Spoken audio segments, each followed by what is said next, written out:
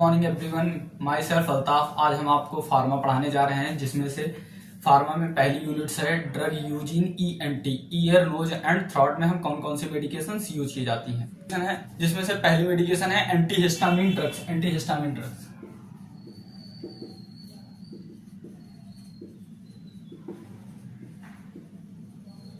Antihistamine drugs कौन सी drugs होती है? एंटीहिस्टामिन ड्रग्स वो होती है जब हमारे बॉडी में किसी प्रकार की एलर्जी होती है किसी भी मेडिकेशन से या किसी प्रकार के सन एक्सपोजर से, तो हमारी बॉडी एक केमिकल रिलीज करती है जिसे हिस्टामिन कहते हैं। वो इसके अगेंस्ट रिएक्शन करती, उन्हें उन मेडिकेशंस को हम एंटीहिस्टामिन ड्रग्स कहते हैं। जिसमें डेफिनेशन है that drugs use to suppress the blockage of histamine effect.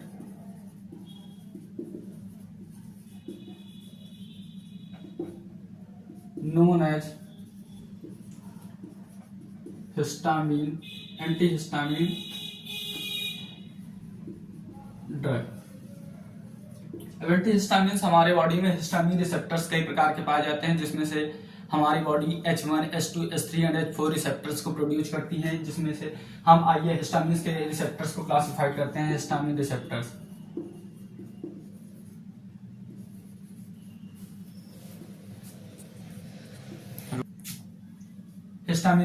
जिसमें से H1 receptor, H2 receptor, H3 receptor and H4। H1 receptors होते हैं वो सबसे पहले हमारे ब्रेन में पाए जाते हैं, हार्ट में पाए जाते हैं, ब्लड वेसल्स के लिए में पाए जाते हैं, हमारे स्टमक में पाए जाते हैं, दूसरा हमारे हार्ट में पाए जाते हैं। ये स्मॉल इंटेस्टाइन में पाए जाते हैं H3 रिसेप्टर, और जो H4 रिसेप्टर होते हैं लार्ज इंटेस्टाइन में पाए जाते हैं।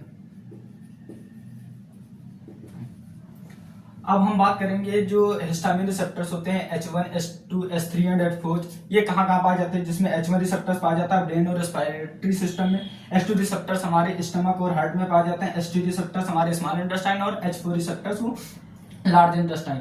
अब हम इसके बात करेंगे क्लासिफिकेशन कि एंटीहिस्टामिन को हम कितने भागों में क्लासिफाइड करते हैं।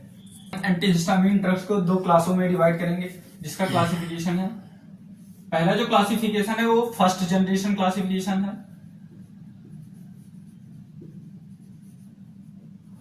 और दूसरी जो क्लासिफिकेशन है वो है सेकंड जनरेशन क्लासिफिकेशन।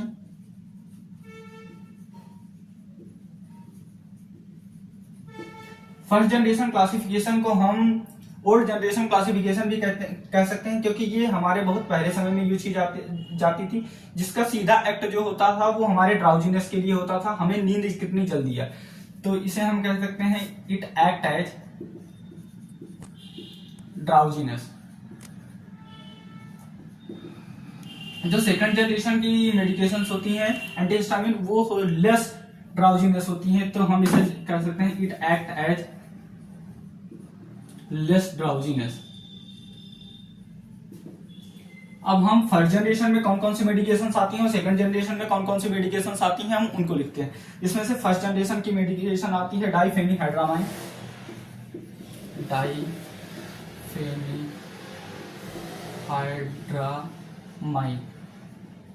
जिसे हम जेनरिक या अदर नेम में बिनॉड्रिल कहते हैं। फिर है जो सेकंड जनरेशन की मेडिकेशन है वो है सिट्रेजिन, लीवोसिट्राजिन।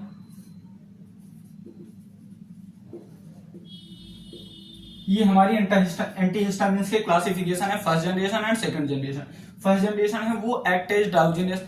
जो फर्स्ट जनरेशन की मेडिकेशन है वो ओल्डर जनरेशन मेडिकेशन भी है, जो हमारे ड्राउजीनेस को एक्ट करती है, बहुत ज्यादा नींद आती है। जो सेकंड जनरेशन होती है वो थोड़ी सेडेटिव्स होती है, लेस सेडेटिव्स, लेकिन वो भी ड्राउजीनेस कॉज करती है, लेकिन थोड़ा कम। उसके बाद है फर्स्ट जनरेशन में जो मेडिकेशन आती है वो डाइफेनिहाइड्रामाइन होती है, जो बिनॉड्रिल जिसका अदर नेम होता है। और जो सेकंड जनरेशन मेडिकेशन होती है उसमें सिट्राजिन और लीवोसिट्राजिन आती है, और लोराटिडिन। तो हम देखते हैं एंटीहिस्टामिन हमारी कौन कौन सी ड्रग में कौन कौन सी डिजीज में यूज की जा सकती है, उसके इंडिकेशंस क्या होते हैं। बात करेंगे एंटीहिस्टामिन ड्रग्स के मैकेनिज्म ऑफ एक्शन। जिसमें से H1 रिसेप्टर और H2 रिसेप्टर पे किस प्रकार की mechanism of action anti histamine H1। जो H1 एंटी हिस्टामाइन ड्रग्स होती हैं जो H1 रिसेप्टर पर वर्क करती हैं, जिसमें से पहली मेडिकेशंस मैंने आपको बताई थी H1 रिसेप्टर्स जो हमारे ब्रेन में पाए जाते हैं और ब्लड वेसल्स में पाए जाते हैं। जो H1 रिसेप्टर्स की हमारी मेडिकेशंस होती है वो हमारे एलर्जी में और ब्लड वेसल्स या हमारे सेल में पाई जाती हैं। H1 रिसेप्टर्स जो हमारे बॉडी में किसी प्रकार की एलर्जी होती है तो उसके लिए एक्ट करती है। तो it is also found in cell and respiratory tract. H1 receptor इनके साथ बाइंड होकर के अपना वर्क करती है कि जो H1 रिसेप्टर्स की मेडिकेशंस होती है वो एलर्जी के लिए रिस्पॉन्सिबल होती हैं, जो आल्सो हमारे सेल तथा रेस्पिरेटरी ट्रैक्ट में पाई जाती हैं। अब है mechanism of action of H2 antihistamine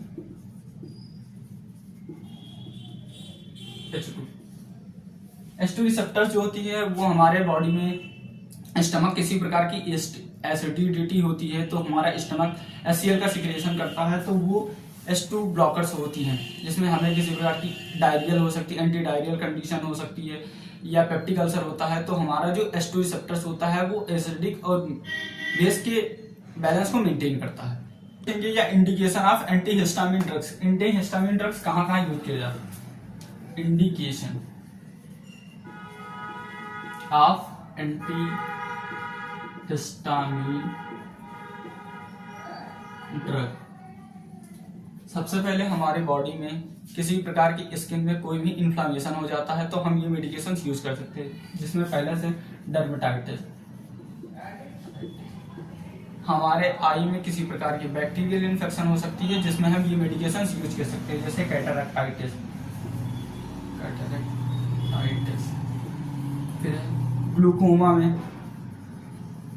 किसी प्रकार की एलर्जी में, कफ में, राइनाइटिस में, रनिंग नोज में,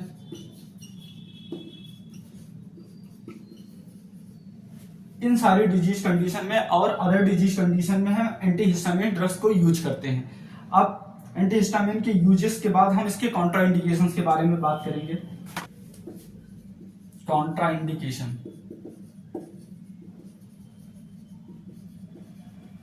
कॉन्ट्राइंडिकेशन में हाइपर सेंसिटिविटी सबसे पहला,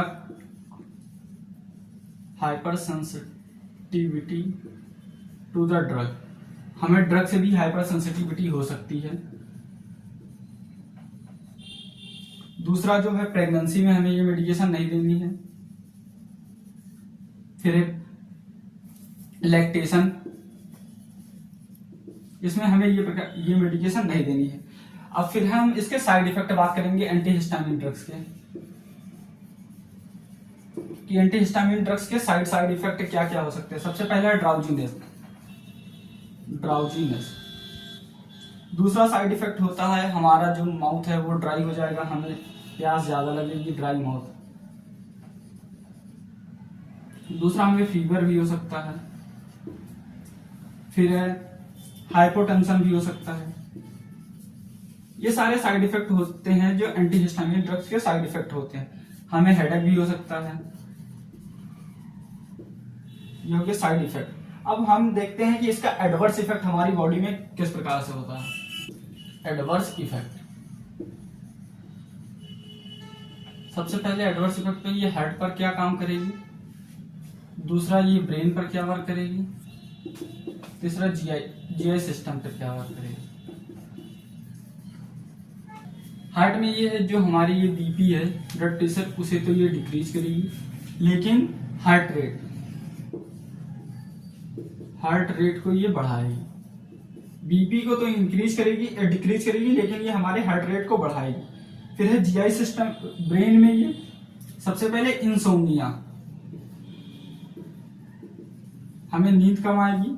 दूसरी कंडीशन है हमें वर्टिगो होगा। ब्रेन में ये हमें इंसोम्निया जिसमें हमें नींद कम आएगी, वर्टिगो जिसमें हमें चक्कर आएगा। जीआई सिस्टम में हमारे जो एडवर्स इफेक्ट होंगे वो होंगे कॉन्स्टिपेशन, और दूसरा कंडीशन होगा डायरिया। ये एंटीहिस्टामिन ड्रग्स के जो एडवर्स इफेक्ट हो गए ये है। हमने एंटीहिस्टामिन ड्रग्स बात की। एंटीहिस्टामिन ड्रग्स कैसे होती है? ये हमारे बॉडी का नेचुरल कंपाउंड होता है। जब हमारे बॉडी में किसी प्रकार की एलर्जी होती है तो हमारी बॉडी इसे रिलीज करती है। उसके बाद हमने बात की हिस्टामिन रिसेप्टर्स। हमारे बॉडी में हिस्टामिन रिसेप्टर्स कहाँ कहाँ पाए जाते हैं, जिसमें हिस्टामिन रिसेप्टर्स कितने भागों में क्लासिफाइड है, जिसमें से हमने बात की H1 receptors, H2 receptors, H3 receptors and H4 receptors. H1 receptors हमारे ब्रेन में पाए जाते हैं और ब्लड वेसल्स में पाए जाते हैं और रेस्पिरेटरी ट्रैक्ट के लिए रिस्पॉन्सिबल होते हैं। H2 रिसेप्टर्स वो होते हैं जो हमारे स्टमक में पाए जाते हैं, फिर जो गैस्ट्रिक एसिडिटी के लिए मेंटेन करते हैं। दूसरा हमारा ब्रेन में पाए जाते हैं। और जो H3 रिसेप्टर्स होते हैं वो हमारे स्मॉल इंटेस्टाइन में पाए जाते हैं और H4 रिसेप्टर्स होते हैं वो लार्ज इंटेस्टाइन के साथ साथ हमारे एड्रीनल ग्लैंड में भी पाए जाते हैं। ये हो गया H1 रिसेप्टर्स। उसके बाद हमने बात की कि एंटीहिस्टामिन्स को कितने भागों में क्लासिफाइड किया गया है। एंटीहिस्टामिन ड्रग्स को हम दो भागों में क्लासिफाइड, एक तो फर्स्ट जनरेशन मेडिकेशन और दूसरा second generation medication. First generation medication को हम ओल्ड जनरेशन मेडिकेशन भी कह सकते हैं क्योंकि ये बहुत पुराने समय से चली आ रही है। और सेकंड जनरेशन मेडिकेशन है उसे न्यू जनरेशन मेडिकेशन कह सकते हैं जो अभी न्यू ही लॉन्च हुआ। फर्स्ट जनरेशन मेडिकेशन एक्ट ऐसे करती है जब हम उसका अमाउंट इनहेल करते हैं या टॉपिकल या किसी प्रकार से कंज्यूम करते हैं तो हमें वो ड्राउजीनेस कॉज करती है, जिससे इंडिविजुअल्स को नींद आती है, जिससे उसका एलर्जिक रिएक्शन एक्शन होता है वो कम हो जाता है। सेकंड जनरेशन मेडिकेशंस वो होती हैं जो लेस सेडेटिव्स होती हैं और थोड़ा सा कम ड्राउजीनेस कॉज करती हैं। फर्स्ट जनरेशन में हमने विनाड्रिल मेडिकेशंस को देखा, सेकंड जनरेशन में हमने लोराटिडीन और फिर सिट्राजिन और लीवोसिट्राजिन देखा। अब फिर हम इसके बाद मैकेनिज्म ऑफ एक्शन देखें कि H1 रिसेप्टर्स और H2 रिसेप्टर्स पे किस प्रकार से वर्क करती है। H1 रिसेप्टर्स में mechanism of action of H1 receptor. H1 receptors हमारे ब्रेन, रेस्पिरेटरी ट्रैक्ट्स और ब्लड वेसल्स के सेल वॉल पे पाए जाते हैं। तो हमारे बॉडी में किसी प्रकार का सिक्रीशन हो रहा है तो हमारी मेडिकेशंस उन रिसेप्टर्स के साथ बाइंड होती हैं, जिसकी वजह से वो हमारे एंटीहिस्टामिन ड्रग्स के इफेक्ट है उसे बढ़ा देती हैं और हिस्टामिन की जो एलर्जी कंडीशन है उसे रिड्यूस कर देती है। और mechanism of action of H2 blockers histamine drugs होती हैं जो हमारे गैस्ट्रिक के लिए रिस्पॉन्सिबल होती है। जब हमारे बॉडी में HCl का सिक्रीशन ज्यादा होता है तो हमारी ये स्टमक की लाइनिंग पे वर्क करती हैं H2 हिस्टामिन ब्लॉकर। उसके बाद हमने बात की कि इंडिकेशंस की एंटीहिस्टामिन ड्रग हमें कहाँ कहाँ हमारी बॉडी में किसी प्रकार की इन्फेक्शन हो, डर्मेटाइटिस हो, कैटरेक्टाइटिस हो, किसी प्रकार की फीवर हो, कफ हो, फिर राइनाइटिस, साइनोसाइटिस या और अदर डिजीज कंडीशन में हम ये मेडिकेशंस दे सकते हैं। इंडिकेशन के बाद हमने बात की कॉन्ट्रा इंडिकेशंस की हमें ये मेडिकेशन किन किन केस में नहीं देना। अगर किसी भी इंडिविजुअल को हाइपर सेंसिटिविटी है किसी भी चीज से तो हमें ये मेडिकेशन नहीं देनी। लैक्टेशन मदर अगर कोई भी माँ बच्चों को दूध पिलाती है, लैक्टेशन करती है तो उसे भी ये मेडिकेशन नहीं देनी है। प्रेगनेंसी के समय भी ये मेडिकेशन हमें इंडिविजुअल्स को नहीं देनी। काउंटर इंडिकेशन के बाद हमने उसके साइड इफेक्ट देखे कि हमें इस मेडिकेशन से साइड इफेक्ट क्या क्या। सबसे पहले तो हमें ड्राउजीनेस होगा, फिर इंसोम्निया होगा, दूसरा हमारी जो है वो कॉन्स्टिपेशन होगा, हाई फीवर होगा, कफ होगा, फटीग होगा और बहुत सारे sign and symptom side effect होंगे। और side effect other side effect भी हो सकते हैं, हार्ट रेट का कम होना, बीपी का बढ़ना, ये सारे साइड इफेक्ट। उसके बाद हम इसके एडवर्स इफेक्ट देखेंगे कि हमारे बॉडी में इसके एडवर्स इफेक्ट क्या है। सबसे पहले हम बात करेंगे अपना ब्रेन में इसके एडवर्स इफेक्ट क्या होंगे। अगर हम इस मेडिकेशन को लेते हैं तो हमें इंसोम्निया, हमें नींद कम आएगी। दूसरा वर्टिगो, हमें चक्कर आएंगे सबसे ज्यादा। फिर ये हमारे हार्ट पे किस तरह से वर्क करेगी, हार्ट पे वर्क करेगी कि ये हमारे बीपी को डिक्रीज कर देगी और हार्ट रेट को इंक्रीज कर देगी। फिर जीआई सिस्टम में किस तरह से वर्क करेगी, ये कॉन्स्टिपेशन कॉज करेगी।